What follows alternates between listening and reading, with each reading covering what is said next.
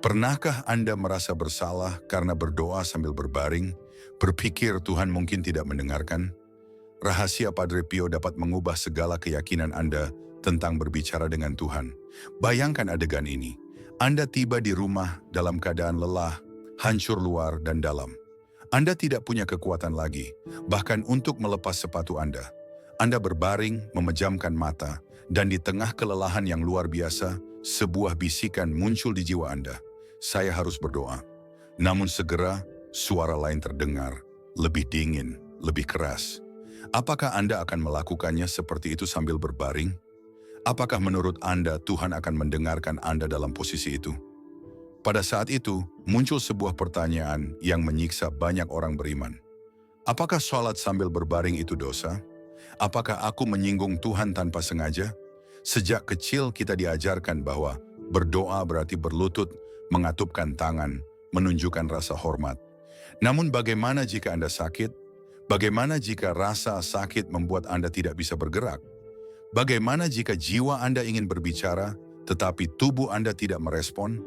Apa yang akan Anda temukan mungkin memberi Anda kedamaian atau menghadapkan Anda pada kenyataan yang tidak menyenangkan. Apakah sah salat sambil berbaring? Apa sebenarnya yang Tuhan pikirkan mengenai hal ini? Hari ini, saya akan membagikan apa yang ditemukan oleh Padre Pio, seorang pria yang mengalami pendarahan karena luka-luka Kristus dan menghabiskan sepanjang malam dalam doa tentang pertanyaan yang sangat manusiawi dan spiritual ini.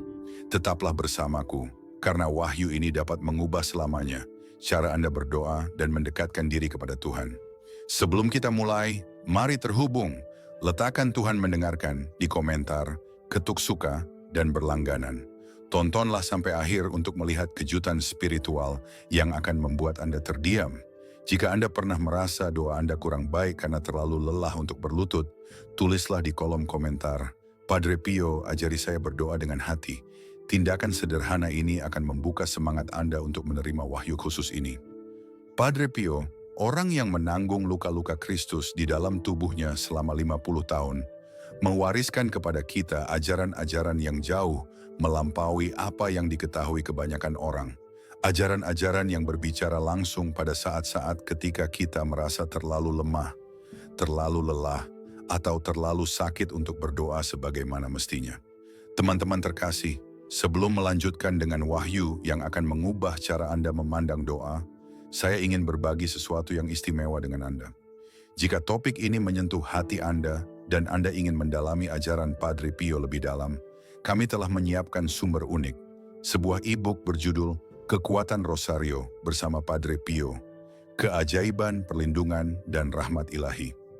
Harta rohani ini akan membantu Anda belajar berdoa Rosario dengan pengabdian dan kedalaman yang lebih besar, menemukan mukjizat dan kesaksian dari mereka yang telah merasakan kuasanya, mempelajari ajaran dan kutipan doa Padre Pio yang paling berpengaruh, menerima panduan doa 30 hari dengan niat harian untuk memperkuat iman Anda, dan mengakses doa-doa khusus untuk perlindungan, penyembuhan, dan pembebasan.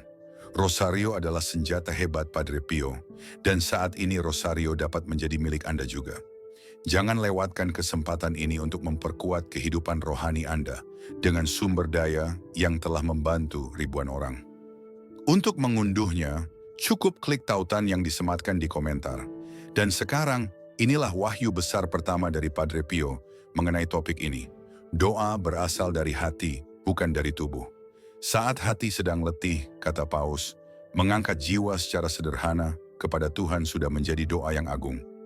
Tuhan tidak kecewa dengan kelemahan kita. Sebaliknya, Dia justru semakin mendekat ketika Dia melihat kita berdoa dengan sedikit yang kita punya. Terkadang, yang bisa kita persembahkan hanyalah keluh kesah, air mata, niat yang diungkapkan dalam pikiran, sambil berbaring, kelelahan. Bayangkan hati seorang ayah yang melihat anaknya yang sakit berusaha berbicara dengannya meski mereka lemah. Bukankah dia akan sangat tersentuh dengan upaya yang lahir dari cinta itu? Bukankah dia akan mendekat untuk mendengar bisikan samar itu dengan lebih baik? Begitulah cara Tuhan melihat doa Anda ketika Anda terlalu lelah untuk berlutut. Gagasan bahwa kita harus berada dalam posisi fisik tertentu agar doa kita sah adalah jenis formalisme yang terus-menerus ditentang oleh Padre Pio. Ia yang begitu mendalam mengetahui misteri doa, mengingatkan kita bahwa Tuhan melihat hati, bukan penampilan.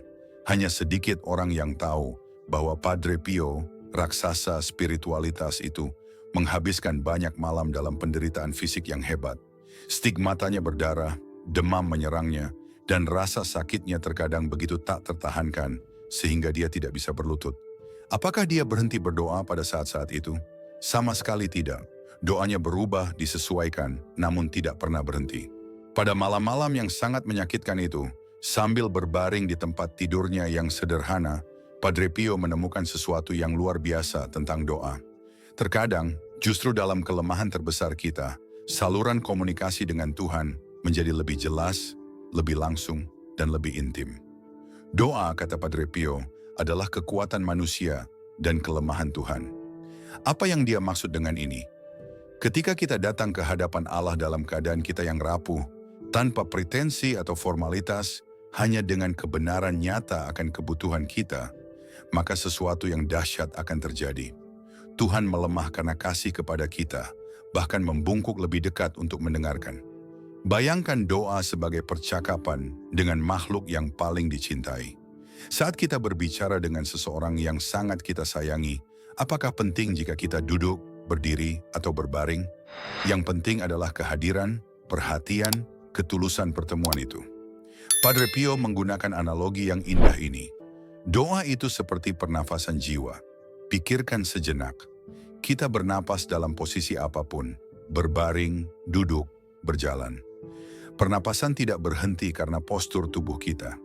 Demikian pula, doa yang merupakan pernafasan jiwa tidak bergantung pada posisi tubuh kita, tetapi pada keterbukaan hati kita. Selama bertahun-tahun sebagai Bapa Pengakuan, Padre Pio menjumpai banyak sekali jiwa yang tersiksa oleh gagasan bahwa doa mereka tidak benar karena mereka tidak mengikuti suatu rumusan atau sikap tertentu. Kepada seorang wanita yang menyalahkan dirinya sendiri karena berdoa sambil berbaring selama penyakitnya, dia berkata dengan lembut, "Putriku, apakah menurutmu Tuhan tidak mengenali suara anak-anaknya hanya karena mereka berbaring? Dia yang menciptakan tubuh tidak memahami keterbatasannya." Ajaran Padre Pio lainnya yang kurang dikenal adalah bahwa doa mempunyai musim yang berbeda-beda, sama seperti tahun yang memiliki musim semi, musim panas, musim gugur, dan musim dingin. Ada saat-saat doa yang bersemangat dan energik di mana kita bisa berlutut untuk waktu yang lama, tenggelam dalam hadirat Tuhan. Namun ada juga musim kemarau, penyakit, atau kelelahan ekstrim. Musim-musim ini tidak kalah berharganya, bagaikan musim dingin yang tampak kosong namun diam-diam mempersiapkan berlimpahnya musim semi. Doa-doa kita di saat-saat lemah sedang mempersiapkan bunga-bunga rohani yang belum dapat kita lihat. Pernahkah Anda memperhatikan berapa banyak orang suci yang mengalami wahyu terdalam selama sakit atau saat kelemahan fisik yang ekstrem? Teresa dari Avila, Yohanes dari Salib, Teresia dari Kanak-kanak Yesus, dan tentu saja Padre Pio sendiri. Ini bukanlah suatu kebetulan. Ada kesuburan spiritual yang misterius pada saat tubuh melemah, dan hanya jiwa telanjang yang tersisa di hadapan Tuhan. Jangan khawatir mengenai bentuknya, Padre Pio mengajarkan. Khawatir tentang kebenaran perjumpaanmu dengan Tuhan. Hal ini mengingatkan saya pada Don Manuel, seorang lelaki lanjut usia yang saya temui di sebuah desa kecil. Sepanjang hidupnya, dia adalah orang dengan iman yang tak tergoyahkan, berdoa sambil berlutut setiap malam tanpa henti. Namun pada usia 92 tahun, radang sendi yang parah membuat dia tidak bisa berlutut. Malam pertama dia harus salat sambil duduk, dia menangis karena frustrasi. Malam kedua dia mencoba memaksakan dirinya untuk berlutut meski kesakitan tetapi tidak bisa. Malam ketiga setelah mengundurkan diri, dia berdoa dari tempat tidurnya, hanya berbicara kepada Tuhan seperti yang dilakukan seseorang dengan seorang teman lama. Saat itulah Don Manuel memberitahuku dengan mata bersinar bahwa aku merasakan kehadiran Tuhan dengan cara yang belum pernah terjadi sebelumnya. Seolah-olah sepanjang hidupku aku berdiri secara formal di depan sebuah pintu, Dan sekarang dalam kelemahanku, pintu itu terbuka lebar. Hal ini membawa kita pada salah satu ajaran Padre Pio yang paling revolusioner. Kadang-kadang keterbatasan fisik kita bukanlah penghalang untuk berdoa, melainkan pintu menuju doa yang lebih dalam, lebih tulus, dan lebih esensial. Tradisi telah mengajarkan kita, dan memang demikian, bahwa postur fisik dapat membantu disposisi batin.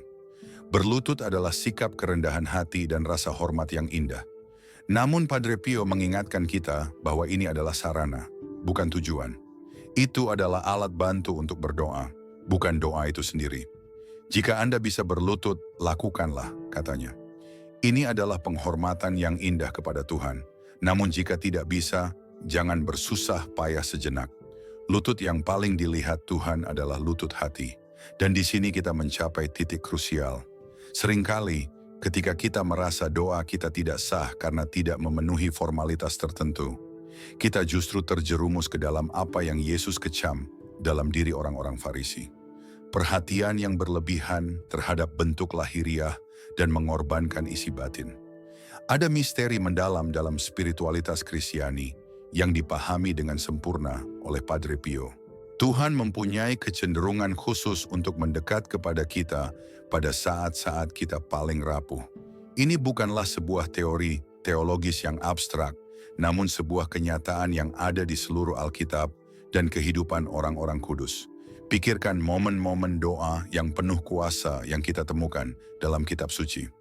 Yesus bersujud dengan wajahnya di Getsemani, bercucuran keringat, begitu lemah sehingga malaikat harus datang untuk menghiburnya. Dia tidak berada di kuil atau berdiri dengan tangan terangkat, tetapi terjatuh ke tanah, mengalami batas penderitaan manusia. Namun pernahkah ada doa yang lebih intens dan otentik? Atau pertimbangkan Raja Daud yang sering berdoa dari tempat tidurnya pada saat sakit atau kelelahan. Dalam Mazmur 66-7, ia berseru, "Aku lelah karena rintihanku. Setiap malam aku membanjiri tempat tidurku dengan air mata. Aku membasahi dipanku dengan tangisanku. Mataku menjadi kabur karena duka. Mataku menjadi lemah karena semua musuhku." Doa dari tempat tidurnya ini tidak hanya didengar, tetapi menjadi firman Tuhan untuk menghibur jutaan orang selama berabad-abad. Padre Pio sendiri mengalami kebenaran ini secara pribadi. Suatu malam saat sakit parah yang membuatnya harus terbaring di tempat tidur, dia merasa tidak punya kekuatan untuk berdoa. Dalam kelemahannya yang ekstrim, dia hanya bisa menghela nafas, "Ya Tuhan." Belakangan, ia mengaku kepada rekan Fransiskannya, "Saya belum pernah merasakan Yesus begitu dekat seperti pada saat itu. Seolah-olah seluruh hidup doa saya adalah persiapan untuk satu helaan napas itu." Pengalaman Padre Pio ini mengungkap sesuatu yang luar biasa. Terkadang doa yang paling ampuh adalah doa yang paling sederhana, paling telanjang, yang lahir dari kesadaran bahwa kita tidak punya apa-apa untuk dipersembahkan selain kebutuhan kita akan Tuhan. Beberapa tahun yang lalu, saya mengunjungi Doña Esperanza, seorang wanita yang menderita stroke dan tidak bisa bergerak sama sekali di tempat tidurnya. Dia tidak dapat berbicara dan hampir tidak dapat menggerakkan matanya. Putrinya memberitahu saya sesuatu yang mencengangkan. "Sejak ibu menjadi seperti ini, ada sesuatu yang berbeda di ruangan ini. Mereka yang masuk merasakan kehadiran, kedamaian yang tidak dapat kami jelaskan." Ketika saya bertanya lebih lanjut tentang hal itu, dia berkata dengan berlinang air mata, "Ibu saya selalu menjadi wanita yang berdoa. Sekarang dia tidak dapat mengucapkan sepatah kata pun. Saya percaya doanya menjadi lebih murni, lebih dalam. Seolah-olah seluruh dirinya telah menjadi doa yang berkelanjutan." Bukankah ini tepatnya yang diajarkan Padre Pio kepada kita? Terkadang ketika kita kehilangan kemampuan untuk berdoa seperti biasanya, kita menemukan bentuk doa yang lebih penting dan otentik. Ada ungkapan dari Padre Pio yang khususnya saya sukai dan yang merangkum ajaran ini. "Tuhan tidak menghitung kata-kata doamu, Dia menimbang kasih yang kamu ucapkan.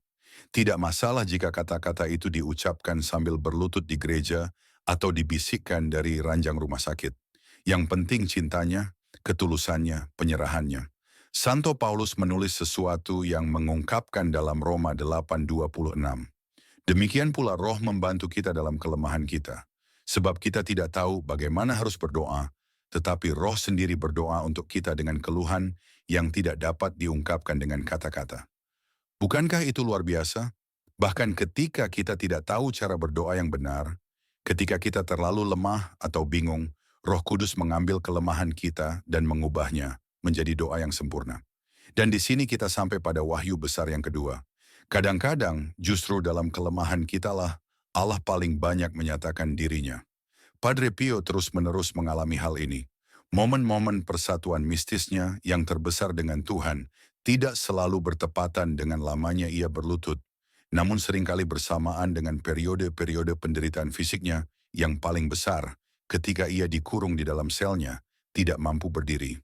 Tanyakan pada diri Anda dengan jujur, kapan Anda merasa paling dekat dengan Tuhan?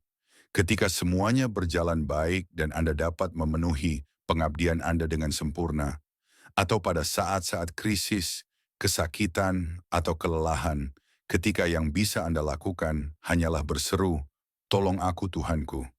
Bagi sebagian besar dari kita, perjumpaan terdalam dengan Tuhan justru terjadi ketika kita kehabisan kekuatan, kata-kata, atau formula, ketika yang kita miliki hanyalah kebutuhan belaka. Inilah pesan pembebasan dari Padre Pio. Jangan bersedih jika ada hari-hari di mana Anda tidak bisa berlutut untuk berdoa. Jangan merasa bersalah jika penyakit, kelelahan, atau usia memaksa Anda untuk berdoa dari tempat tidur. Jangan berpikir sejenak bahwa doa-doa itu kurang berharga. Berdoa berarti berbicara kepada Tuhan dengan hati, kata Padre Pio.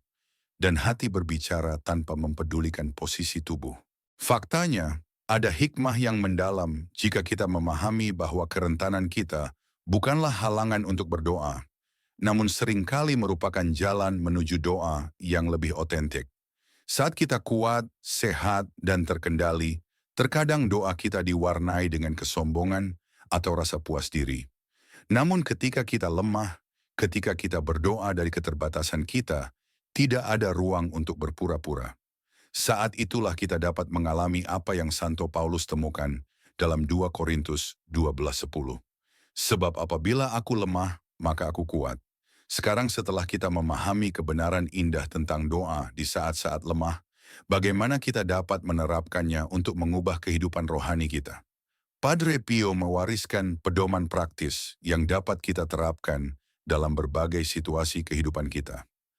Pada hari-hari ketika kelelahan melanda Anda dan Anda hampir tidak bisa tetap terjaga, Padre Pio merekomendasikan praktik sederhana ini. Sebelum tidur, serahkan hati Anda ke tangan Tuhan. Anda tidak perlu banyak kata. Katakan saja, "Tuhan, inilah aku. Engkau tahu semua yang aku butuhkan. Aku berserah diri kepadamu." Doa sederhana ini yang dipanjatkan dengan ikhlas dari tempat tidur Anda memiliki nilai yang sangat besar di mata Tuhan. Untuk saat sakit, ketika rasa sakit sepertinya menghabiskan seluruh energi Anda, Padre Pio menyarankan untuk menyatukan penderitaan itu dengan salib Kristus. Jangan sia-siakan rasa sakitmu, dia sering berkata. Persembahkan itu sebagai doa untuk seseorang yang membutuhkan. Dengan cara ini, bahkan erangan kesakitan pun menjadi perantaraan yang kuat. Seorang wanita sakit yang hanya berkata, "Yesus, ini untukmu," sambil menahan rasa sakitnya, berarti doanya sama kuatnya dengan liturgi yang paling rumit. Bagi para lansia yang tidak bisa lagi berlutut seperti dulu, Padre Pio mempunyai nasihat khusus. Jadikanlah seluruh hidup Anda sebuah doa yang tiada henti. Setiap nafas, setiap detak jantung, setiap momen keberadaan dapat dipersembahkan kepada Tuhan sebagai tindakan cinta. Ini mungkin merupakan bentuk doa tertinggi ketika hidup kita menjadi komunikasi yang terus-menerus dengan Tuhan, melampaui kata-kata atau sikap tubuh. Dan bagi para orang tua yang sibuk dan sering tertidur karena kelelahan saat berusaha berdoa, Padre Pio menyampaikan kata-kata penghiburan berikut ini. Tidurnya seorang ibu yang kelelahan, yang dipersembahkan kepada Tuhan, adalah sebuah doa yang indah.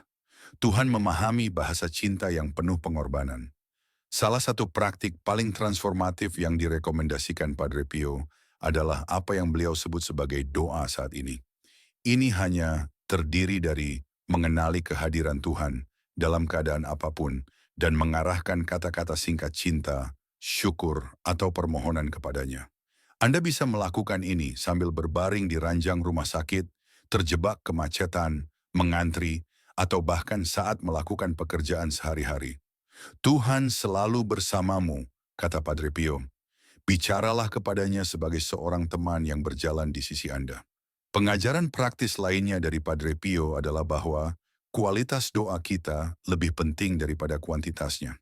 Lebih baik mendoakan Bapa kami dengan sepenuh hati, katanya, daripada mendaraskan 100 doa tanpa perhatian atau kasih sayang. Hal ini khususnya melegakan bagi mereka yang karena sakit atau kelelahan tidak dapat menjalankan ibadah doa yang lama. Ucapan singkat seperti, Yesus, aku cinta padamu, atau Tuhan kasihanilah, yang diucapkan dengan cinta yang tulus dari tempat tidur Anda, bisa lebih berharga daripada doa-doa mekanis yang berjam-jam. Padre Pio juga mengajarkan kita untuk menghargai apa yang disebutnya doa penantian. Pada saat-saat ketika kita merasa kering secara rohani, ketika doa-doa kita seolah-olah tidak ada gunanya, ketika kita merasa tidak mampu bahkan untuk mengucapkan kata-kata, tindakan sederhana menunggu di hadirat Tuhan adalah sebuah bentuk doa yang mendalam. Terkadang, katanya, yang Tuhan minta hanyalah agar kita tetap diam di hadapannya, seperti anak kecil yang menikmati berada di pangkuan ayahnya tanpa berkata apa-apa. Bayangkan bagaimana pemahaman ini dapat mengubah malam-malam tanpa tidur ketika rasa sakit atau kekhawatiran membuat Anda tetap terjaga. Daripada merasa frustrasi, Anda dapat mengubah waktu-waktu tersebut menjadi tempat perjumpaan dengan Tuhan. Anda tidak memerlukan formula rumit atau postur khusus. Cukup akui kehadirannya, buka hatimu, dan biarkan keheningan berbicara. Visi doa yang membebaskan ini dapat mengubah hubungan kita dengan Tuhan secara radikal. Hal ini membebaskan kita dari kekhawatiran untuk melakukan hal yang benar dan mengundang kita pada komunikasi yang lebih alami, autentik, dan berkesinambungan dengan Dia yang menciptakan kita. Doa tegas Padre Pio haruslah sealami bernapas. Dan sebagaimana kita bernapas dalam posisi atau keadaan apapun, doa kita dapat mengalir dengan bebas di setiap momen dan situasi kehidupan kita. Apakah Anda menyadari karunia yang diwakilinya? Anda tidak lagi harus menunggu untuk berada dalam kondisi sempurna, di tempat yang tepat, atau dalam posisi tubuh yang benar untuk berkomunikasi dengan Tuhan. Dia selalu mudah dijangkau, selalu dekat, selalu siap mendengar bisikan sekecil apapun hatimu. Ajaran Padre Pio tentang doa menyentuh jiwaku seperti angin sejuk di tengah teriknya hari, membawa kedamaian dan keberanian untuk mendekat kepada Tuhan dalam segala keadaan, bahkan saat tubuhku lelah dan hatiku penuh beban. Di Indonesia, di mana iman adalah napas kehidupan, dari azan yang bergema di masjid kampung hingga doa syukur di gereja kecil, pesan bahwa doa tidak bergantung pada posisi tubuh, melainkan pada ketulusan hati, terasa seperti pelukan hangat dari seorang sahabat. Seringkali, setelah seharian bekerja keras di kantor atau mengurus keluarga, aku pulang dengan tubuh yang lunglai, hanya mampu berbaring di kasur sambil berbisik, Tuhan, tolong aku. Rasa bersalah pernah menghantuiku, seolah doa yang kuucapkan sambil berbaring itu tidak layak sampai kepada Tuhan. Namun Padre Pio, dengan kebijaksanaannya yang sederhana namun mendalam, mengajarkanku bahwa bisikan lelah itu, Yesus, aku membutuhkanmu, adalah doa yang sama berharganya dengan doa panjang di altar gereja. Ia mengingatkanku bahwa Tuhan tidak menghitung kata-kata atau memeriksa postur tubuhku, tetapi menimbang cinta yang kuberikan dalam doa. Dalam budaya Indonesia yang penuh kehangatan komunal, di mana kita berbagi suka dan duka dalam kenduri atau doa bersama, kebenaran ini begitu menyentuh. Aku teringat malam ketika aku terjaga, cemas memikirkan biaya sekolah anak-anakku. Alih-alih memaksakan diri berlutut, aku mengikuti saran Padre Pio, menyerahkan hatiku kepada Tuhan dengan berkata, Tuhan, Engkau tahu apa yang kubutuhkan. Dalam keheningan itu, aku merasakan kedamaian yang lembut. Seolah Tuhan duduk di sampingku, mendengar napasku yang berat. Pengalaman ini mengajarkanku bahwa doa adalah tentang kehadiran, berada bersama Tuhan, bahkan dalam kelemahanku. Perumpamaan Padre Pio bahwa doa adalah napas jiwa, mengubah cara pandangku terhadap hari-hariku. Seperti aku bernapas saat memasak nasi untuk keluarga, menjemur pakaian di bawah matahari, atau menunggu angkot di tepi jalan, aku bisa berdoa kapan saja, di mana saja. Bahkan saat berbaring dengan mata setengah terpejam. Kebebasan ini begitu berarti di tengah kesibukan hidup orang Indonesia, di mana kita sering berjuang menyeimbangkan pekerjaan, keluarga, dan iman. Aku mulai mempraktikkan doa saat ini yang diajarkan Padre Pio. Mengucap terima kasih Tuhan saat melihat senyum anakku atau bimbing aku sebelum rapat penting. Doa-doa kecil ini seperti benang yang menenun imanku ke dalam kain kehidupan sehari-hari, membuatku merasa Tuhan selalu dekat, seperti sahabat yang tak pernah pergi. Pelajaran lain yang begitu menggugah adalah pandangan Padre Pio bahwa kelemahan kita bukanlah penghalang, melainkan pintu menuju kedekatan dengan Tuhan. Di Indonesia, di mana gotong royong dan kebersamaan adalah inti budaya, kita terbiasa menyembunyikan kepedihan demi menjaga harmoni. Namun Padre Pio mengajakku untuk merangkul kelemahanku, kelelahan, sakit, atau ketakutan, dan mempersembahkannya sebagai doa. Ini mengingatkanku pada Ibu Sari, tetanggaku yang menderita diabetes dan tak lagi bisa berjalan ke gereja. Dengan mata berbinar, ia berkata, "Sekarang aku berdoa dengan hati, dan rasanya Tuhan lebih dekat dari sebelumnya." Kata-katanya mencerminkan kebijaksanaan Padre Pio. Lutut yang paling diperhatikan Tuhan adalah lutut hati. Pengalaman ini mengubah caraku menghadapi keterbatasan. Ketika demam membuatku terbaring atau ketika beban hidup terasa berat, aku belajar menawarkan penderitaanku untuk orang lain. Misalnya, untuk teman yang sedang berjuang. Tindakan ini memberi makna pada sakitku, menghubungkanku dengan semangat pengorbanan yang kental dalam tradisi Indonesia. Seperti saat kita berdoa bersama untuk kesembuhan saudara atau mengadakan selamatan untuk kebaikan komunitas. Ajaran Padre Pio tentang kualitas doa di atas kuantitas juga begitu membebaskan. Di tengah budaya yang menghargai doa-doa panjang dalam acara keagamaan, aku sering merasa kurang jika hanya bisa berdoa singkat.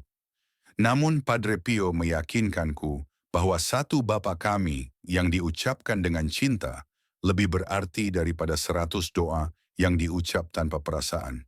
Ini mendorongku untuk fokus pada ketulusan, seperti saat aku berdoa sambil menatap langit malam di teras rumah, merasakan Tuhan dalam keheningan.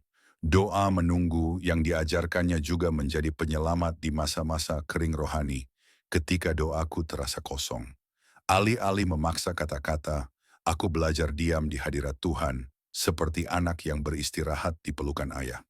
Ini memberiku ketenangan saat aku cemas menunggu hasil tes kesehatan ayahku, percaya bahwa Roh Kudus berdoa untukku.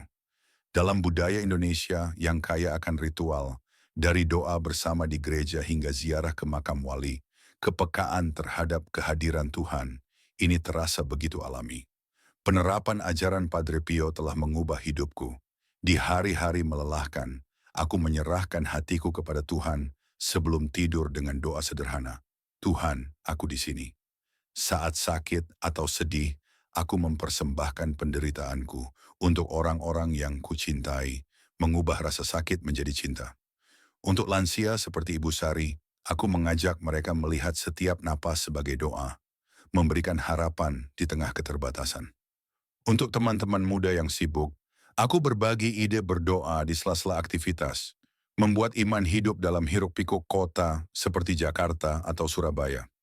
Praktik ini menghubungkanku dengan komunitasku, karena di Indonesia, iman adalah jembatan yang menyatukan kita dalam doa syukur setelah panen, dalam nyanyian rohani di gereja, atau dalam obrolan hangat tentang mukjizat. Padre Pio mengajarkanku bahwa berdoa adalah seperti bernapas, dan kebebasan ini memberiku keberanian untuk hidup dalam iman tanpa takut salah. Mengetahui bahwa Tuhan menerima kelemahanku dengan kasih adalah anugerah yang ingin kujaga dan sebarkan. Karena di tengah dunia yang penuh tuntutan, Padre Pio mengingatkanku bahwa Tuhan menemui kita dalam kemanusiaan kita, siap mendengar setiap detak hati yang penuh cinta. Saudara-saudari, jika ajaran Padre Pio telah menggugah hati Anda dan menginspirasikan Anda untuk berdoa dengan lebih bebas dan penuh cinta, mari sebarkan pesan harapan ini.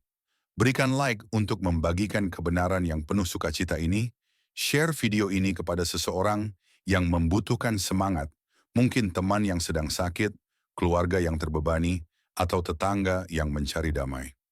Subscribe channel ini untuk mendapatkan lebih banyak konten yang akan memperkuat perjalanan rohani Anda.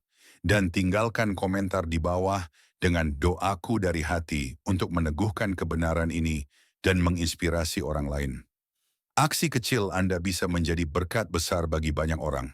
Seperti kata Padre Pio, berdoa, berharap, dan jangan khawatir. Mari kita hidupkan kebijaksanaan ini dan mendekat kepada Tuhan di setiap langkah hidup kita. Sampai jumpa di video berikutnya.